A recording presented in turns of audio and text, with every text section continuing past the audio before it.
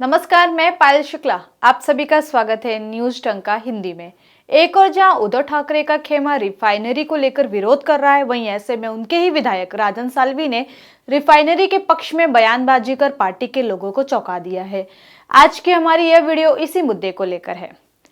कहा जाता है कि बंद घड़ी भी दिन में 2 बार सही समय बताती है। शिवसेना उद्धव बालासाहेब ठाकरे के नेता संजय राउत की हालत स्टॉप वॉच से भी ज्यादा खराब है।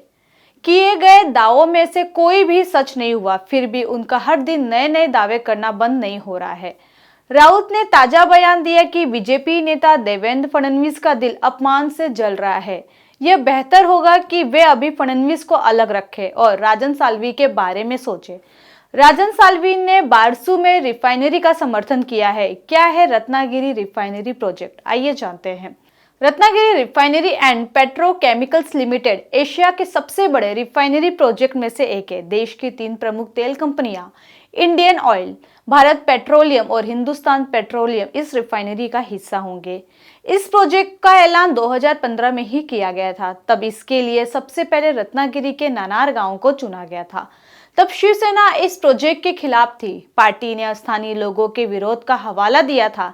इसके बाद इस प्रोजेक्ट के लिए बारसू सोलगांव का इलाका फाइनल किया गया था।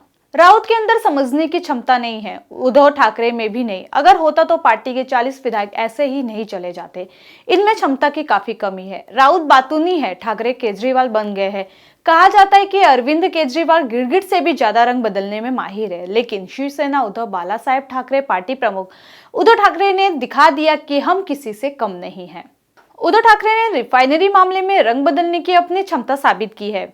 उद्धव ठाकरे महाराष्ट्र के विकास विरोधी चेहरा है। शिवसेना उद्धव बालासाहेब ठाकरे के नेता रिफाइनरी के मुद्दे पर शिंदे फडणवीस सरकार के खिलाफ प्रदर्शन कर रहे हैं। इनमें शिवसेना उद्धव बालासाहेब ठाकरे के अनिल परब, विनायक राउत, भास्कर जाधव शामिल है। ये नेता मातोश्री के काफी करीब है, इसलिए साफ है कि यह उद्धव ठाकरे के आदेश के बिना नहीं हुआ है। लांजा राजापुर साखरपा विधानसभा क्षेत्र के विधायक साल्वी ने ट्वीट कर धमाका किया। धमाका क्योंकि उन्होंने ठाकरे समूह के अन्य नेताओं से बिल्कुल अलग रुख अपनाया है। उन्होंने बेरोजगारी के मुद्दे पर परियोजना का समर्थन किया है। साल्वी के इस तरह से रिफाइनरी को लेकर समर्थन की अपील ने पार्टी में मतभेदों के बारे में अटकलें बढ़ा दी है। वहीं अपने ही गुट के राजन साल्वी के विरोध के कारण अब उद्धव गुट में नई रार मचने के आसार दिख रहे हैं।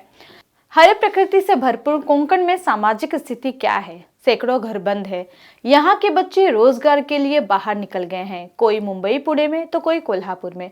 घर के सामने खलियान खाली पड़े हैं। खेती के लिए एक छोटे से टुकड़े को भी श्रम से जोतना पड़ता है। कुछ लोगों का दावा है कि कोंकण स्वर्ग है, इसलिए यहाँ तेल शुद्धिकरण प्रक्रिया जैसे उद्योग की कोई जरूरत नहीं है।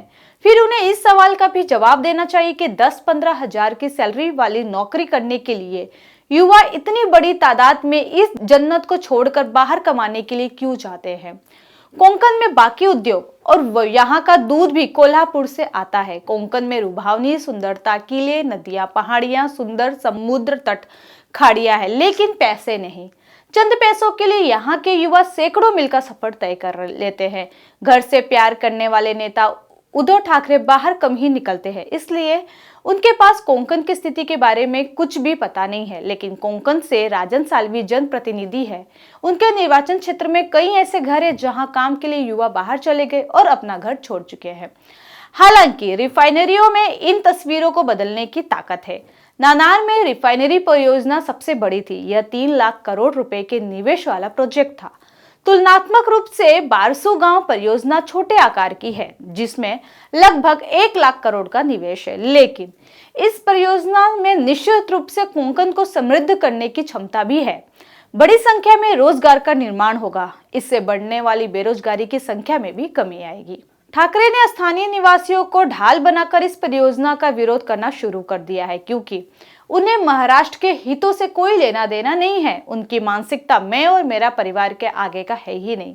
लेकिन राजन साल्वी की आवाज भूमिपुत्र की आवाज है। यह एक विधायक की आवाज है जो जानता है कि कोंकण में बेरोजगारी की समस्या कितनी गंभीर हो गई है। हालांकि ठाकरे को विरोधी स्वर सुनने की आदत नहीं है, इसलिए या तो राजन साल्वी को चुप करा दिया जाएगा या फिर उनके बातों को सीधे से नकार दिया जाएगा। इस बात की भी संभावना है कि वे अपनी व्यक्त की गई राय को बदलने के लिए साल्वी को मनाने की कोशिश कर सकते हैं। हालांकि राउत जैसे नेता उन पर कीचड़ भी उछाल सकते हैं। ठाकरे का रिफाइनरी का विरोध पूर्ण रूप से राजनीति है। इस मौके पर वे बीजेपी और एकनाथ शिंदे के साथ हिसाब चुकता करने की कोशिश कर रहे हैं। ठाकरे ही थे जिन्होंने किसी समय पर प्रधानमंत्री नरेंद्र मोदी को बारसू गांव की जगह का सुझाव दिया था, लेकिन जब बात पलटी की आती है तो देश का कोई भी राजनेता ठाकरे के साथ प्रतिस्पर्धा नहीं कर सकता। वहीं रिफाइनरी निर्माण को लेकर कोंकण के लोगों की मानसिकता का पता चलेगा, यानी जो लोग आम काजू की चिंताओं की वजह से रिफाइनरी का विरोध कर रहे हैं, उन्हें गुजरात की रिलायंस रिफाइनरी के बारे में जानना चाहिए। इस रिफाइनरी के परिसर में हजारों आम के पेड़ हैं। यहाँ आम का रिकॉर्ड उत्पादन होता है। दुनिया में ऐसे और भी कई उदाहरण हैं जो तथाकथित पर्यावरणविदों के उस प्रचार को झुठलाते हैं कि प्रकृति नष्ट हो जाएगी। अमेरिका विश्व महाशक्ति है। इस देश में कुल 135 बड़ी रिफाइनरियां हैं और इसका विस्तार 30 राज्यों में फैला हुआ है। एक समय कोंकण कैलिफोर्निया बनाने का नारा बहुत लोकप्रिय था। वर्तमान में कैलिफोर्निया में 15 सक्रिय रिफाइनरियां हैं। प्रौद्योगिकी की कृपा से आज रिफाइनरियों के कारण होने वाले प्रदूषण को नियंत्रित करना संभव है। ठाकरे जैसे नेता कभी भी ऐसा सत्य नहीं बताएंगे, क्योंकि उन्हें हर जगह राजनीति ही करनी होती है। इसलिए कोंकण के लोगों को ऐसे नेताओं से सावधान रहने की सख्त जरूरत है। आपको हमारी आज की वीडियो कैसे लगी, हमें कमेंट सेक्शन में जरूर बताएं। साथ ही हमारे चैनल को लाइक, सब्सक्राइब और शेयर करना न भूलें। फिलहाल के लिए इतना ही। जल्दी एक नई जानकारी के साथ पुनः उपस्थित होंगे। तब तक के लिए मुझे दीजिए इजाजत। धन्यवाद।